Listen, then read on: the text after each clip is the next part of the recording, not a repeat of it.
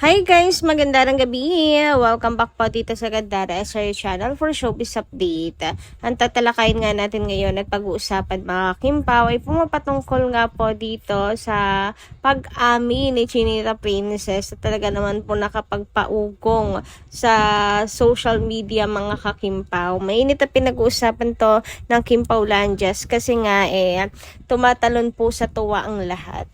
Dahil dito nga sa pag-aamin Chinita Princess. Pero bago tayo magsimula guys, sa mga hindi pa po nakaka-subscribe sa ating channel, pakiclick lang po tayo ng ating subscribe button at notification bell na nandyan sa baba para mag-updated po kayo at ma-notify tuwing may bago tayong chika at balita hanggang sa Kimpaw.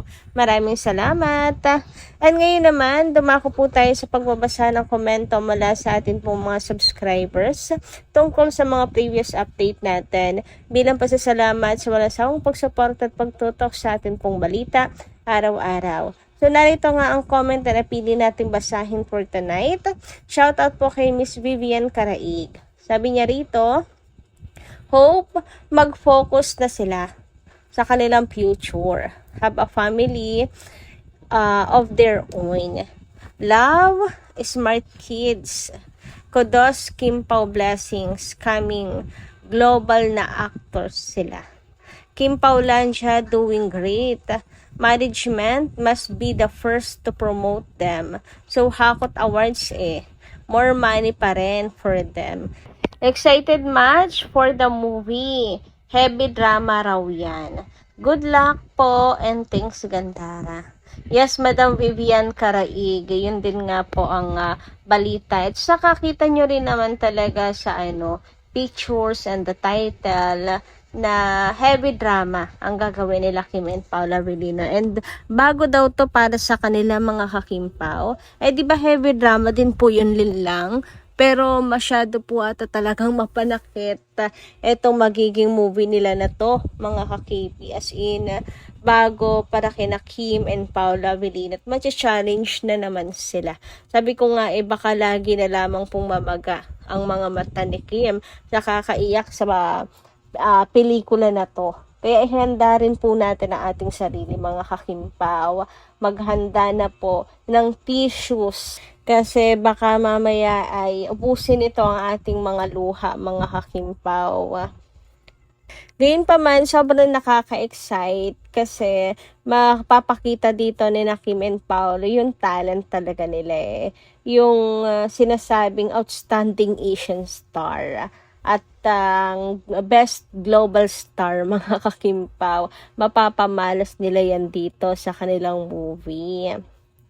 Anyway, tungkol naman po doon sa sana, mag-focus naman na sila ngayon sa pagbuo ng sarili nilang pamilya, mag-settle down, and maglaylo na. Hindi rin natin masasabi yan mga kakimpaw na they are really, kaya natin ganun lang kadali sabihin mga hakimpaw sa nakikita natin na sila po ay financially stable. Pero sila, sa mismong sila, yung mga sarili nila mga hakimpaw, they are really, ready na ba talaga for the commitment? Siguro yun yung question pa rin sa kanila mga hakimpaw. At marami pa siguro silang gustong gawin. Alam mo yung kaya, pero hindi muna kasi marami pa silang gustong gawin ng mga kakimpaw at ma-achieve. Lalo na ngayon na talaga ang dami pong nangyayari sa kanilang career. And bilang artista, dapat talagang lubos-lubusin mo na yan kasi hindi mo alam kung Pasko pa rin bukas. Samantala, dumako naman tayo dito sa mga update natin ngayong gabing ito na nasagap mga kakimpaw. At unahin na natin pag-usapan ang tungkol nga po dito sa isang panayam ni Paula Avellino kung saan sabi dito, Paula Avellino believes that self-care comes from balancing experiences and personal growth. He values spending on experiences, especially when traveling, because they bring new lessons reduce stress, and help you discover more about yourself. So, ayan mga kakimpaw, yan talaga ang paniniwala ni Paulo Avellino. And nakikita nga natin na pati po si Kim ay nahahawa na rin at ganito na rin po ang ginagawa. So, meaning, si Pau po ay good influence naman kay Chinita Princess. O, diba? Mahilig na po silang mag-travel, mga kakimpaw. At saka yung mga IGs ni Kim, pansin nyo ba yung mga pinopost niya ngayon? Hindi na lang po work, pati po vacations, pati po travels, enjoying life, mga kakimpaw, pahinga. So, nakikita po natin na nababalanse na ni Kim Chiu ang kanyang work and personal life, mga kakimpaw. Dati kasi puro work lang. Ang laman ng feed ni Kim, puro na lang po promotional video. 'Di ba? Mga products na ini-endorse niya. Tapos, syempre, ganap sa Showtime, sa ASAP, and kanyang mga projects. So, puro work talaga, mga kakimpaw. Ang mga update before ni Kim. Pero ngayon, mula nung makasama niya si Paulo Avellino, mga kakimpaw, nababalanse na talaga ni Kim. May time na rin po siya sa kanyang sarili, magpahinga naman, mag-travel, mag-enjoy naman. So, ando na yung work-life balance, mga kakimpaw, di ba? Talagang magandang impluwensya si Pau kay Kimi. Nababalanse mga bagay-bagay. Well, nababalanse naman nila ang bagay-bagay sa isa't isa. Kasi si Pau, dahil meron siyang Chinita Princess, nababalanse rin yung buhay niya. Kasi di ba, opposite sila. Tulad ng si Kim, super bubbly. Si Pau naman, super nonchalant. Samantala, dumako naman nga tayo dito sa mainit natin chika ngayong hapong ito, mga kakimpaw. At ito nga po yung mga kaganapan sa It's Showtime kung saan talagang mainit na pinag-uusapan ng Kim Paulanchas. Etong low-key, yes, low-key na pag-amin ni Kimi. Sabi kasi dito ni Mimi Vice, kung anong estado ng puso niya ngayon. Paano sagot ba naman ni Kim? Marami man akong pinagdaanan, magiging sulit kung para sa'yo ang hantungan. Hoy, grabe, diba, mga kakimpaw? Super nakakakilig talaga namang tunay. Sinong hindi kikiligin doon, mga kakimpaw, di ba? So, usap-usapan na nga ngayon yan at laman na ng social media. Syempre, alam niyo naman, everything about Kim Pao and Kim Chiu. Ba talagang trending agad yan. Sabi nga dito, grabe rin talaga ang pinagdaanan ni Kimi sa love life. Aliw ang naging sagot ni Kim Chiu sa tanong ni Mimi Vice, ganda, sa kung ano ang estado ng puso niya ngayon.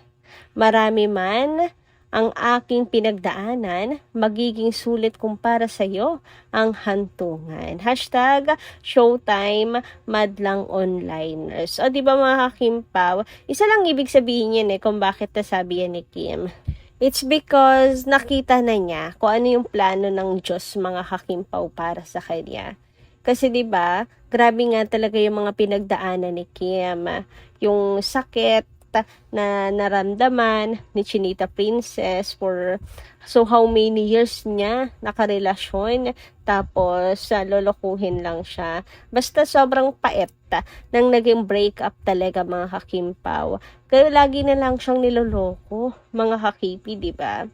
So, kapag nandun ka na super heartbroken, hindi mo talaga maiintindihan, mga kakimpaw Lugmok ka talaga sa sobrang sakit, mga kakimpaw.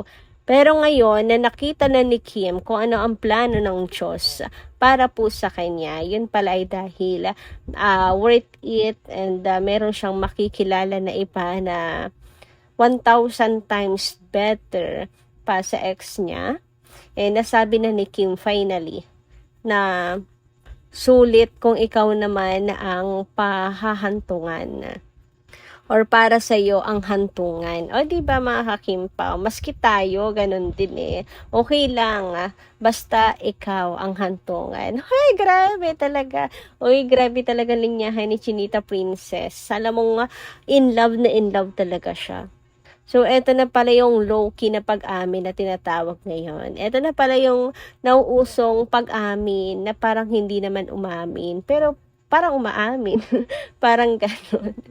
Anyway, let's move on naman at pag-usapan ng tungkol nga po dito sa isa pa sa mainit na pinag-uusapan sa social media. Ang tungkol nga po dito sa interview kay Bella tungkol sa kanilang tatlo ni Angelica and Kim. 'Di ba mayroon nga po silang friendship na ang Becky. So natanong po kung sila po ay magkakaibigan pa ring tatlo. And nakakalungkot man mga kakimpaw, pero hindi po sinagot ni Bella ang katanungan. Sabi naman niya hindi niya sasagutin here. So maybe sa ibang pagkakataon sasabihin niya hindi lang dyan. Siguro for her ay hindi dapat sa ganyang klase interview mga kakimpaw. Kay Tito Boy, abunda mga ganong klaseng interview ba bago siya magsalita. Pero, dun pa lang may kutob na tayo na hindi na talaga sila okay, mga kakimpaw. Kasi kung okay sila, madali lang sabihin na yes. 'Di ba? Na yes, we're still friends, we're okay. Bakit may problema ba? Wala naman, 'di ba? Kung okay pa talaga sila at magkakaibigan, pero wala eh. Hindi niya sinagot eh. So, ibig sabihin, may lamat na talaga yung friendship nila mga kakimpaw. Kaya pala hindi na nila nakakasama si Bella.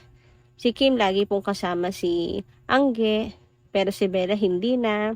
Hindi rin po nag-comment, hindi rin nilike ni Kim ang post ni Bella ng pagbati ng birthday kay Kim. So, yun na pala yun. Yun na talaga, mga kakimpaw ang kasagutan. Kahit hindi na po siya magsalita, alam na natin ang kasagutan. Nakakalungkot lang. Sana may chance pa na magkaayos sila. Ang kaso lang, hindi naman natin alam kung gaano ba kalalim yung naging sugat at pag-aaway nila. So, yun lang po muna ang ating update. Maraming salamat po sa inyong pakikinig. Kita-kits po muli sa mga susunod natin, chika. Maraming salamat at ingat po palagi.